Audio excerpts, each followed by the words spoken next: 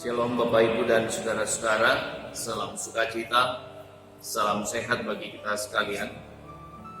Puji Tuhan, kita boleh berjumpa pada hari ini, hari yang Tuhan kuduskan bagi kita untuk menikmati persekutuan di hari Minggu hari ini.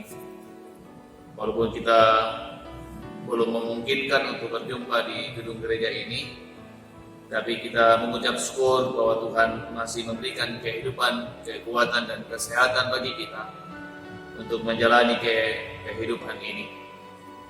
Pembacaan firman Tuhan yang kita akan dengarkan bersama-sama pada hari ini dari Yohanes pasal 14 ayat yang ke-15 sampai ayat yang ke-21. Yohanes pasal 14 ayat 15 sampai ayat yang ke-21. Dengarkan firman Tuhan, Bapak Ibu dan saudara-saudaraku. Yesus menjanjikan penghibur. Jikalau kamu mengasihi aku, kamu akan menuruti segala perintahku.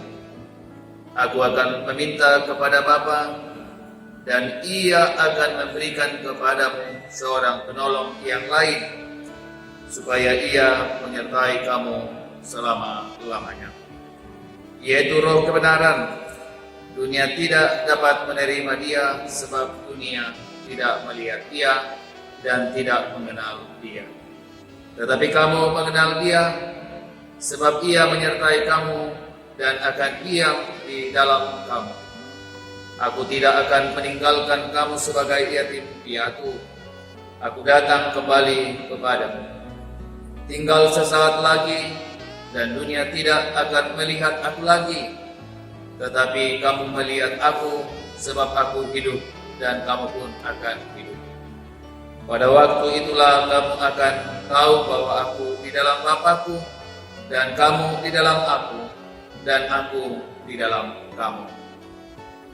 Barang siapa memegang perintahku dan melakukannya, dialah yang mengasihi aku. Dan barang siapa mengasihi aku, ia akan dikasihi oleh Bapa-Ku. Dan aku pun akan mengasihi dia dan akan menyatakan diriku kepadanya. Demikian kebenaran firman Tuhan yang boleh kita dengarkan bersama-sama pada hari ini. Berbahagia kita ketika kita mendengarkan firman Tuhan dan melakukan dalam kehidupan kita sekalian. Amin. Bapak, Ibu, dan saudara-saudaraku yang kekasih dalam Tuhan, memegang dan melakukan perintahnya. Saudara-saudaraku yang kekasih dalam Tuhan, dulu mungkin, sekarang jarang-jarang karena media sosial sudah gampang sekali menghubungkan kita dengan orang lain. Tapi dulu mungkin pernah kita alami, pernah kita lakukan, bahwa ketika ada anak-anak yang akan meninggalkan orang tuanya untuk kemudian melanjutkan pendidikan di tempat yang lain, di kota yang lain, selalu ada nasihat yang kemudian diberikan oleh orang tua kepada anaknya sebelum kemudian meninggalkan kampung dan meninggalkan orang tuanya. Dari banyak nasihat Bapak, Ibu, dan saudara-saudaraku yang kesalam Tuhan, ada 3 hal, ada 3 nasihat yang sering mungkin kita dengarkan atau pernah kita lakukan kepada anak-anak kita, yaitu jaga dirimu, rajin belajar, dan rajinlah beribadah. Itu 3 nasihat, 3 permintaan yang kemudian sering disampaikan oleh orang tua kepada anak-anaknya sebelum anak-anaknya meninggalkan orang tuanya. Dan Bapak, Ibu, dan saudara-saudaraku yang kekasih dalam Tuhan, anak yang baik yang mengasihi orang tuanya adalah anak yang kemudian mampu untuk kemudian mendengarkan, melakukan nasihat-nasihat yang disampaikan oleh orang tuanya kepadanya. Cinta kepada orang tua, saudara-saudaraku yang kekasih dalam Tuhan, bukan dinyatakan ketika kemudian kita sudah bisa mendapatkan sesuatu di masa yang akan datang. Tapi cinta kita kepada orang tua, cinta anak kepada orang tua dinyatakan ketika kemudian dalam proses pendidikan di tempat yang lain, ia selalu mendengarkan, ia selalu melakukan apa permintaan orang tua. Bapak, Ibu, dan saudara-saudaraku yang kekasih dalam Tuhan, pembacaan kita pada hari ini berbicara tentang nasihat dan peringatan Yesus kepada murid-muridnya. Dan saudara-saudara, ayat yang ke-15 dikatakan begini, Bapak, Ibu, dan saudara, jikalau kamu mengasihi aku, kamu akan menuruti segala perintahku. Jadi saudara-saudaraku yang kekasih dalam Tuhan, bahwa sebelum Yesus meninggalkan murid-murid, maka permintaannya adalah bahwa kemudian murid-murid harus mengasihi Yesus. Dan kasih itu harus kemudian dinyatakan di dalam menuruti segala perintah-perintah. Saudaraku yang kekasih dalam Tuhan, lalu apa perintah Yesus kepada murid-murid?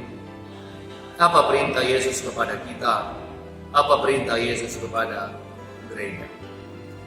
Tentu ada banyak perintah, ada banyak nasihat, ada banyak yang disampaikan oleh Yesus kepada murid-murid dan juga kepada kita yang tertulis dalam Alkitab. Tapi paling tidak Bapak, Ibu, dan saudaraku yang salam Tuhan, kita dapat belajar dari apa yang disampaikan Tuhan Yesus dalam Matius pasal 22. Mari kita membaca Matius pasal 22, Bapak, Ibu, dan saudara-saudaraku yang kekasih dalam Tuhan. Dikatakan dalam kitab Matius pasal 22 ayat 37 sampai ayat yang ke-39. Jawab Yesus kepadanya, kasihilah Tuhan Allahmu dengan segenap hatimu, dan dengan segenap jiwamu, dan dengan segenap akal budimu. Itulah hukum yang terutama dan yang pertama.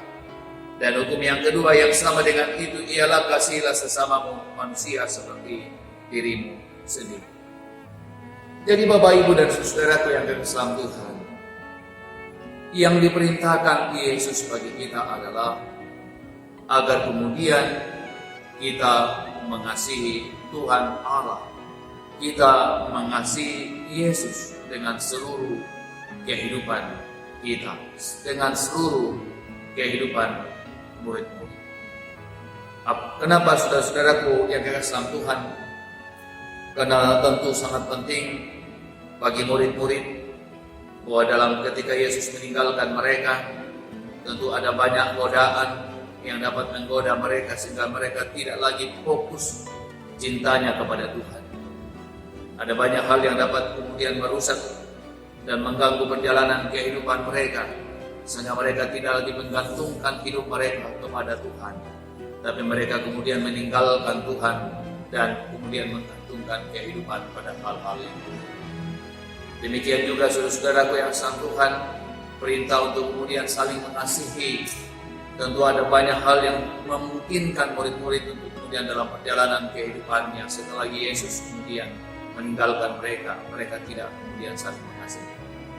Dan karena itu Bapak, Ibu, dan saudaraku yang sang Tuhan, Yesus menekankan bagi mereka, memberikan perintah bagi mereka agar mengasihi Tuhan Allah dan mengasihi sesama manusia.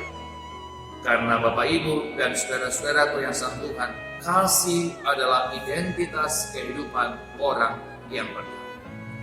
Pertanyaannya, saudara-saudaraku yang sang Tuhan, apa dasarnya kita untuk saling mengasihi?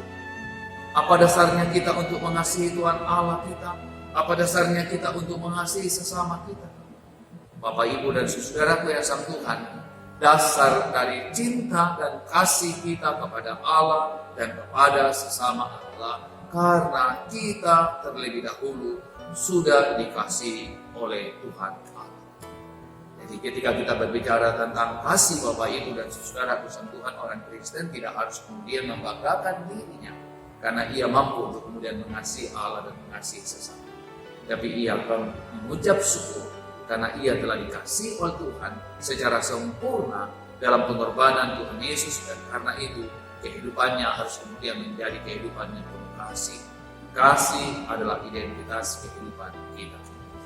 Bapak, Ibu, dan saudaraku yang sang Tuhan, tentu dalam menjalani kehidupan murid-murid dan tentu menjalani kehidupan kita sekalian sebagai orang yang percaya, melakukan perintah Yesus bagaikan kemudian kita memikul salib. Yesus mengatakan, Bapak, Ibu, dan saudara, sangkal dirimu dan pikulah salibmu dan ikutlah aku. Mungkin kita mengatakan, saudara-saudaraku, kita bisa kemudian melakukan itu, melakukan perintah-perintah. Tapi ingat Bapak, Ibu, dan saudaraku sang Tuhan, bahwa kita hanya mampu untuk kemudian memikul salib kita kalau kemudian diawali dalam penyangkalan diri kita. Saudara-saudaraku sang Tuhan, ada banyak godaan dalam perjalanan kehidupan kita. Egoisme kita, mementingkan diri sendiri, mengandalkan kemampuan kita dan sebagainya. Dan karena itu Yesus mengatakan, sangkal dirimu. Lalu kemudian memikul salib dan mengikut Dia. Dan karena itu sebuah pekerjaan yang berat Bapak, Ibu, dan saudaraku yang sang Tuhan, magasa untuk kemudian dilakukan oleh murid-murid, berat untuk dilakukan oleh orang percaya. Dan karena itu Bapak, Ibu, dan saudaraku yang sang Tuhan, dalam pembacaan kita, Yesus mengatakan dalam nasihatnya kepada murid-murid, aku akan meminta kepada Bapa dan Ia akan memberikan kepadamu seorang penolong yang lain supaya Ia menyertai kamu selama-lamanya. Karena Yesus tahu kelemahan murid-murid, Yesus tahu kelemahan kita, Yesus tahu kekurangan kita. Dan karena itu yang mengatakan, aku akan meminta kepada Bapa agar kemudian Ia mengirim penolong untuk menolong kamu sampai selama-lamanya. Bapak, Ibu, dan saudaraku yang sang Tuhan, roh penolong itu adalah Roh Kudus, Roh penghibur, Roh kebenaran. Tentu saudara-saudara ini harus ditegaskan karena ada orang yang mengatakan bahwa apa yang disampaikan oleh Yesus adalah Yesus berbicara tentang seorang nabi setelah Dia, saudara-saudara. Tapi tentu itu bukan yang dimaksudkan oleh Yesus. Karena setelah 10 hari Yesus naik ke sorga, saudara-saudara, ada peristiwa Pentakosta yang luar biasa di mana Roh Kudus turun kepada murid-murid dan kepada orang percaya, dan itu yang kemudian membuat murid-murid mempunyai kemampuan yang luar biasa untuk membedakan kebenaran Injil. Bapak, Ibu, dan saudaraku yang kasih dalam Tuhan, Roh Kudus memampukan kita, Roh Kudus menguatkan kita untuk menjalani kehidupan ini. Dan saya ingin menceritakan sebuah peristiwa sosok dalam Alkitab, dalam Kisah Para Rasul pasal 6, pasal 7, tentang seorang diaken atau seorang samas yang dipilih oleh rasul-rasul untuk kemudian melayani orang-orang miskin, janda-janda yang tidak terlayani dengan baik oleh para rasul-rasul. Salah seorang dari samas atau diaken itu adalah Stefanus. Saudara-saudaraku yang sang Tuhan, Stefanus memang adalah seorang yang memiliki kemampuan, integritas yang luar biasa, sehingga ia dipilih oleh rasul-rasul untuk kemudian menjadi seorang diaken. Tapi Bapak, Ibu, dan saudaraku yang sang Tuhan, Alkitab mencatatkan bagi kita sekalian bahwa bukan hanya karena kemampuan pribadinya, tapi karena kuasa Roh Kudus yang memampukan dia menjadi seorang diaken, menjadi seorang samas yang luar biasa. Bapak, Ibu, dan saudaraku yang sang Tuhan, Roh Kudus memampukan dia untuk kemudian memiliki keberanian untuk menyampaikan kebenaran tentang Kristus, tentang Yesus bagi orang-orang Yahudi. Dan ketika ia menyampaikan tentang Injil Kristus, tentang Kristus kepada orang-orang Yahudi, dan orang-orang Yahudi tak menerimanya, ia kemudian ditangkap, yang kemudian diadili, lalu kemudian ia dihina, ia dicaci, lalu kemudian ia dianiaya. Bapak, Ibu, dan saudaraku yang sama Tuhan, dalam aniaya yang luar biasa yang dialami oleh Stefanus, Bapak Ibu, ia memiliki kemampuan untuk mengalami, menghadapi aniaya itu karena ia dipimpin dan dikuasai oleh Roh Kudus. Tapi bukan hanya sampai di situ, Bapak, Ibu, dan saudaraku yang sama Tuhan. Alkitab mencatatkan bagi kita bahwa dalam kuasa Roh Kudus, ia kemudian dimampukan untuk kemudian mengampuni orang-orang yang kemudian menganiaya dia. Dalam Kisah Para Rasul yang ke-7, Bapak, Ibu, dan saudaraku yang sama Tuhan, sangat penting untuk kemudian kita baca ini, bahwa ketika kemudian dianiaya dan akan mengakhiri kehidupannya, ia berdoa kepada Tuhan, lalu kemudian ia berlutut dan berseru dengan suara nyaring. Ia mengatakan begini, Tuhan, janganlah tanggungkan dosa ini kepada mereka. Dan dengan perkataan itu meninggal. Bapak, Ibu, dan saudaraku yang sama Tuhan, Roh Kudus yang memampukan Stefanus untuk kemudian menghadapi semuanya. Roh Kudus yang memampukan dia untuk mengampuni orang-orang yang menganiaya dia. Roh Kudus yang memampukan untuk berdoa kepada Allah agar Allah tidak menanggungkan dosa kepada mereka. Bapak, Ibu, dan saudaraku yang sama Tuhan, kuasa Roh Kudus memampukan gereja. Kuasa Roh Kudus memampukan kita untuk melakukan perintah-perintahnya. Dan di ayat terakhir dalam pembacaan kita, Bapak, Ibu, dan saudaraku yang sama Tuhan, ayat 21, barang siapa memegang perintahku dan melakukannya, dialah yang mengasihi aku. Dan barang siapa mengasihi aku, ia akan dikasihi oleh Bapa-Ku, dan aku pun akan mengasihi dia dan akan menyatakan diri kepada. Saudara-saudara, dalam kasih kita kepada Allah, dalam kasih kita kepada Yesus, janji Yesus bagi kita pasti bahwa ia akan menolong kita, dia akan menyertai kita, dia akan menuntun kita dalam menjalani kehidupan. Di ayat yang kemudian, ayat yang ke-27, Bapak, Ibu, dan saudara, kita kalau saudara lanjutkan di ayat yang ke-20 dari pasal 14 dikatakan begini, saudaraku. Yesus berkata, damai sejahtera kutinggalkan bagimu, damai sejahtera kuberikan kepadamu, dan apa yang kuberikan tidak seperti yang diberikan oleh dunia kepadamu. Janganlah gelisah dan gentar hatimu. Saya kira ini penting dalam perenungan kita menghadapi persoalan yang kita hadapi hari ini, pandemi COVID-19. Kita percaya bahwa Tuhan tetap menolong kita, Tuhan tetap menyertai kita, sehingga dalam segala yang kita hadapi, kita mempunyai ketenangan hati, ketenangan batin dalam menghadapi segala yang terjadi. Karena Yesus berkata, damai sejahtera kutinggalkan bagimu, damai sejahtera ku berikan kepadamu. Tuhan Yesus memberkati dan menolong kehidupan Bapak, Ibu, dan saudara-saudara sekalian. Mari berdoa. Terima kasih Bapa di sorga atas kasih-Mu. Terima kasih atas cinta-Mu yang boleh kami alami dalam hidup ini. Yakinkan kami bahwa Tuhan mengasihi kami, Tuhan mencintai kami, Tuhan menolong kami dalam menjalani kehidupan. Kau terus memberkati jemaat Tuhan di tempat ini, juga memberkati gereja-gereja, memberkati seluruh warga jemaat. Kasih sayang Tuhan berlimpah bagi mereka. Kami berdoa bagi pemerintah, ya Tuhan, karena Tuhan memberkati pemerintah kami, bangsa dan negara kami. Kami berdoa, ya Tuhan, semua satgas yang terbentuk dalam rangka menghadapi virus corona COVID-19. Tuhan kiranya menolong dan memberkati mereka semuanya, sehingga mereka semua boleh kemudian terjaga dan diberi hikmat Tuhan.